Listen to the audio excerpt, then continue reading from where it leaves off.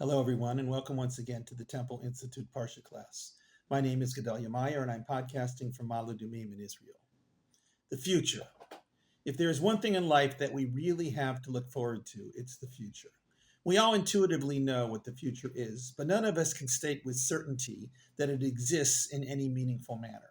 It's like a mirage on a long, dry road that keeps appearing ahead of us, no matter how much we drive towards it. It's always there, lurking on the edge of our current perspective, but we are never quite able to actually touch it. It is remarkable that we all feel so at home with our understanding of the future, even though none of us have really ever experienced it. If we compare it to the other two states of time, the past and the present, we may realize how flimsy our grip on the future really is. The past already happened. We all feel secure when dealing with the past because we know that it at least was real.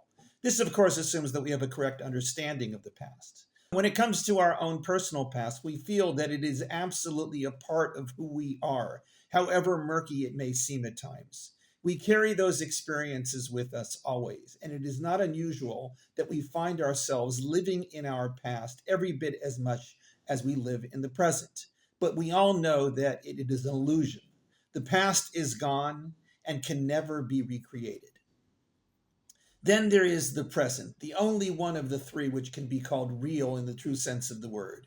It is the sum total of reality at any given moment, which uses the past as a background and the future as a foreground. It is a good bet that many life forms only experience the present. One of the primary signs of higher intelligence is the ability to reach out beyond the present into the very solid past or the very flimsy future.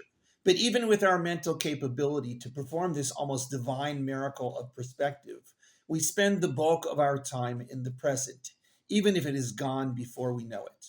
But both of these, however dreamlike or fleeting they may seem, are light years ahead of the future in terms of realness. There is absolutely nothing real about the future other than that we believe it to be real. We dream of the future, we dread it, and we constantly try to peer into it. Even if we don't believe in crystal balls or astrological signs, we all try to find our own methods of piercing its opaque veil. This is every bit as human as dwelling on the past. It is what we do. Without our constant speculation into the future, many of us wouldn't know what to do with all the time given to us. It's the carrot at the end of the stick called life. It has probably always been this way, or at least since the time that human beings gained enough intelligence to recognize that they were different. We may not have any guaranteed methods of predicting the future, but that sure hasn't stopped us from trying. It is hard to imagine a cave dweller wondering about the future, but it is equally hard imagining them not doing so. We have always sought out that elusive mystery and come up with ingenious ways of solving it. But none of them, however sophisticated and scientific they may be, has really made this mystery any less mysterious. We are all still gazing into crystal balls. The Bible spends a lot of time focusing on the future. Even God speculates on what will be. Abraham is promised a glorious future with a nation of descendants coming from him and a land waiting for them to be theirs. These promises dangle in front of the Israelites throughout their history, but they are tempered with an equal amount of dire predictions. We read the Bible as a record of the distant past, but those for whom it was written read it as a guide for the distant future. The people in the Bible were just as fixated on the future as we are, and they sought any means at their disposal to access it. This week's Parsha is another double reading. It is called Acharei Mot-Kedoshim, a confusing sounding phrase that contains both titles. The first is Acharei Mot, meaning after the death, an ominous title of a Parsha which opens with a long series of instructions to Aaron, the Kohen Gadol, concerning the elaborate rituals he must perform in the Mishkan every Yom Kippur. The title itself references the death of two of his sons, which happened a few Parshas ago in a strange incident during the inauguration of the Kohanim. Aaron has to get over that tragedy in order to take up the monumental task of being the human intermediary of the Israelites in purifying themselves spiritually before Hashem. After the Yom Kippur instructions, The Parsha veers into various rules concerning slaughtering of animals and then sexual aberrations. There is obviously no unifying theme to this Parsha, but it fits firmly into the book of Leviticus as a Parsha that is very rules and ritual oriented. After the long list of sexual prohibitions, it ends with a warning that any violation of them will result in the land rejecting them as worthy inhabitants. Future exile was the constant reminder of behaving incorrectly in the present. The second Parsha, Kedoshim, is really a long series of seemingly unrelated commandments, similar to a few other Parshas in the Torah. There is also no unifying theme to this Parsha, but it tends to be viewed as a program for proper living. The word Kedoshim means holy in the plural, meaning all of you should be holy. Although many of the laws are not exactly what we would call a recipe for holy life, the Bible is much more down to earth about what holiness is. It is not restricted to meditating on mountaintops or some other arcane practice. It is simply living a proper life and treating others as equally holy companions. Among the many commandments in this long parsha is the famous love your neighbor as yourself. While that is just one of well over 100 in the parsha, it certainly stands out as the overarching principle for correct living. It is difficult to imagine a more foundational statement for what we should be shooting for as a central goal in life, or for a single rule that all of humanity can use as a guiding light. It's right there in the middle of this long series of rules, sandwiched between don't take revenge on others and don't interbreed different species of animal, plants, or fabrics. There is something for everybody in this parsha, ranging from all kinds of rules concerning justice and fairness to a prohibition against getting tattoos. There is a series of prohibitions against employing oracles or other means of ascertaining the future. Then there is another long list of sexual prohibitions, similar to the one in the first parsha, but imposing the death penalty on many if they are violated. The parsha ends similar to how it started, with another exhortation to be holy, for the same reason as stated in the first verse of the parsha, because I, God, am holy. This is the bottom line of holiness, as stated in the parsha dealing with holiness.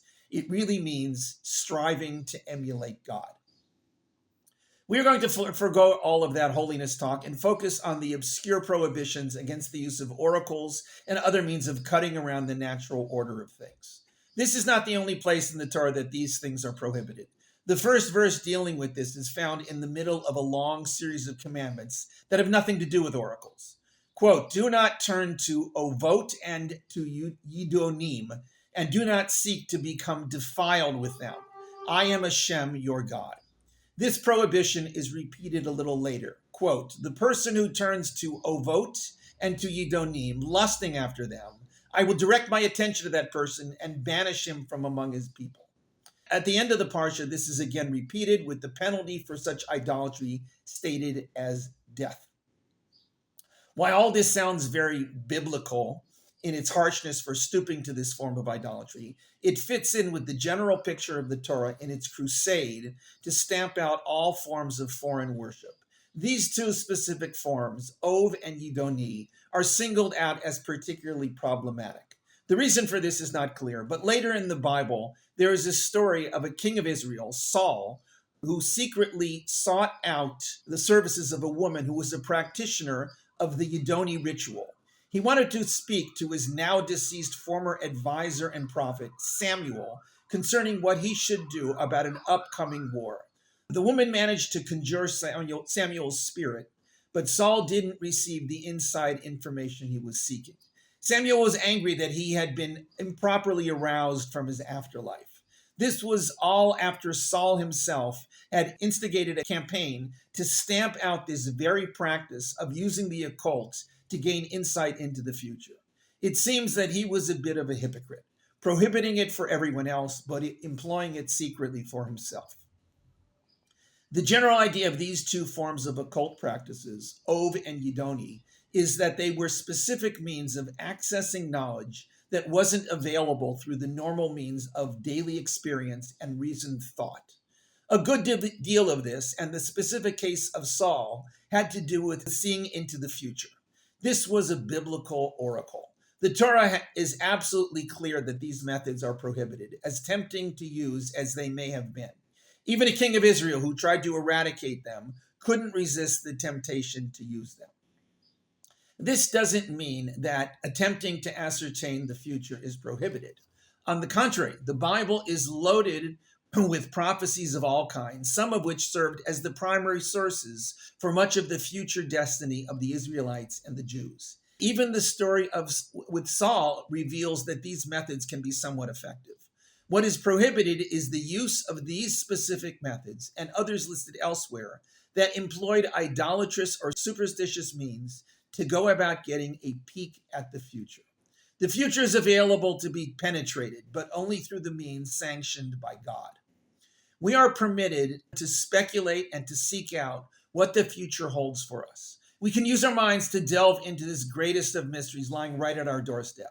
We can guess and predict and prophecy to our heart's content. We can guide our lives by what we figure to be the best path through the veil of the future. But we have to recognize that much of it lies beyond our scope. It is the domain of God, and it is not ours to fully grasp.